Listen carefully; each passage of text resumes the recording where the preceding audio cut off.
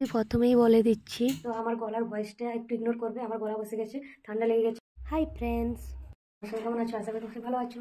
আমি খুব ভালো আছি, আমি তো খুব খুশি। আমি আজকে আছি মায়াপুরে, আজকে আমাদের 3 দিন। তো কালকে বেরিয়ে যাবো আরেকটা জায়গায়। আমার হাজব্যান্ড বলেও দিয়েছে যে আমরা কোথায় ঘুরতে যাবো। তো আমার হাজব্যান্ড আমাকে এই বার্থডেতে কী গিফট দিয়েছে সেটা আমি তোমাদের সঙ্গে শেয়ার করেছি তোমাদের সঙ্গে, আর তোমরা দেখেও নিয়েছো কী কী গিফট দিয়েছে আমার হাজব্যান্ড আমাকে।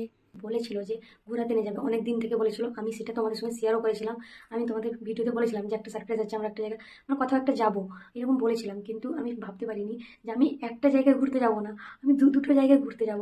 আর এমন একটা জায়গায় এসে আমার বার্থডে সেলিব্রেশন হবে, আমি সেটাও ভাবতে পারিনি। আমি তো খুব খুব খুশি, মন থেকে খুশি। আমি ভাবতে পারিনি আমার হাজব্যান্ড আমাকে এত এত সারপ্রাইজ দেবে, মায়াপুরে নিয়ে এসে করবে। আমি জানি যে প্রত্যেক বছর ও আমাকে মানে বার্থডে সারপ্রাইজ দেয়, বিয়ের পর থেকে প্রতি বছরই বার্থডে করে, কিন্তু আমি এটা ফার্স্ট টাইম যে আমাকে মায়াপুরে নিয়ে এসে আমার বার্থডে সারপ্রাইজটা এখানে দেবে, সে এরকম একটা জায়গায় আমার বার্থডে করবে। সত্যিতে আমি থ্যাঙ্কফুল। আমার হাজব্যান্ড আমার জন্য এত কিছু করবে বা এতটা আমাকে নিয়ে ভাবে, আমাকে খুশি করার জন্য ও সব রকম চেষ্টা করে, এটা আমি জানি। কিন্তু সে যে খুশি দেওয়ার জন্য এত কিছু করবে, এই সময় একটু ক্রাইসিসের মধ্যে আছি আমরা, তারপরেও আমাকে যে এত কিছু সারপ্রাইজ দিয়েছে, আমি এটা ভেবে অবাক হয়ে যাচ্ছি। আমি অনেক খুশি, অনেক খুশি। আজকে আমি খুব খুশি। আমি একটা মনের কথা শেয়ার করছি, সত্যি বলছি। আমি আমার বাবা, মা, ভাই, এর বাইরে আমি কাউকে ইম্পর্টেন্স দিই না। আমার সব কিছু ওরা, ওই 3জন মানুষ। কিন্তু আজকে আমি মন থেকে বলছি, আমার হাজবেন্ড মানে আমার বন্ধু যদি আমার পাশে না থাকে, আমি ভালো থাকতে পারবো না। কারণ ও আমার জন্য যা যা করে, ও আমাকে যেভাবে খুশিতে রাখে, আর সেরকম কেউই আমাকে খুশিতে রাখতে পারে না। আমার বাবা মা ভাই ছাড়া আমার হাজবেন্ডের পরে আর কেউ সেরকম নেই যে আমাকে খুশিতে রাখতে পারে। বিয়ে থেকে আমার হাজবেন্ড আমার জন্য যা যা করেছে, আমি সত্যি আমি ভাবতে পারি না। ও এতটা আমাকে ভালোবাসে, এত কিছু ভাবে আমার জন্য, আমাকে খুশি রাখার সব রকম চেষ্টা করে যায়।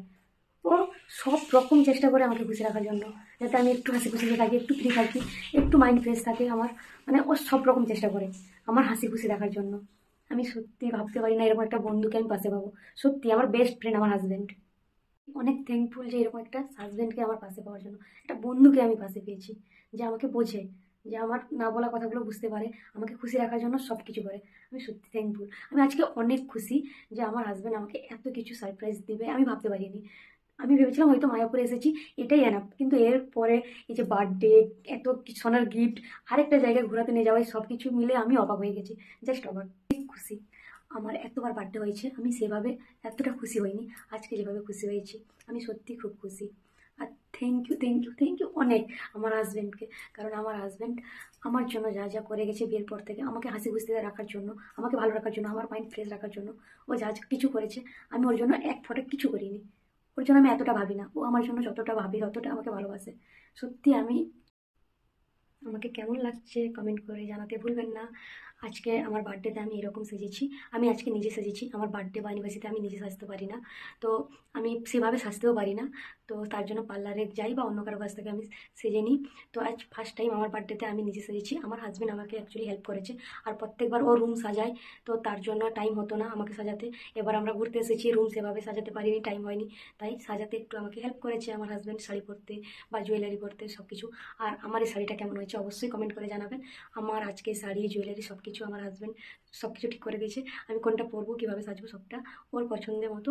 তো কেমন হয়েছে অবশ্যই কমেন্ট করে জানাবে।